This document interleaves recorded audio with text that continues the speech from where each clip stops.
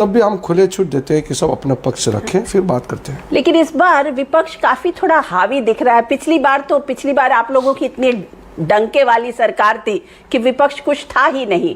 इस बार विपक्ष बहुत हावी दिख रहा है।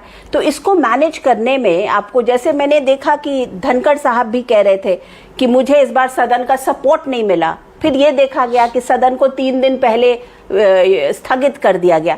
तो ये सब ऐसा मैसेज जा रहा है कि कहीं ना कहीं विपक्ष का दबाव सरकार के ऊपर जबरदस्त है। देखिए, लोकतंत्र में विपक्ष का दबाव होना ये बहुत ही, मैं मानता हूँ, ये अनुकूल है। लोकतंत्र में दबाव नहीं डालेंगे तो फिर विपक्ष का फिर काम ही क्या है। तो ये हमारे लिए दबाव नहीं है, हमारे लिए तो ये एक आवश्यकता है कि विपक्ष प्रखर रूप से अपनी बात रखे। सदन चलेगा तो विपक्ष अपना बात रखेगा।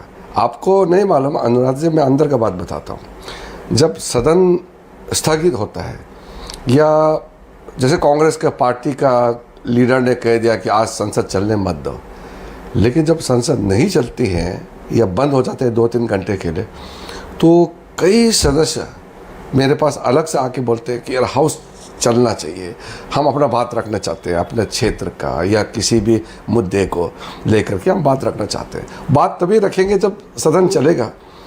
इसलिए सदन चलना ये तो विपक्ष के लिए सबसे ज़्यादा ज़रूरी है।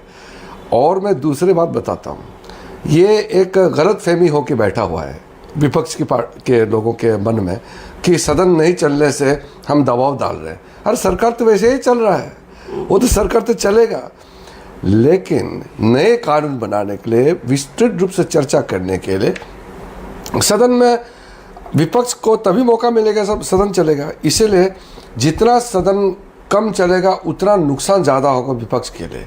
ये बहुत सा लोगों का समझ में नहीं है, लेकिन मैं आपको बता रहा हूँ। तो एक बात बताइए कि इस बार विपक्ष इतना हावी है, बार बार कह रहा है कि देखिए पहली बार जब सदन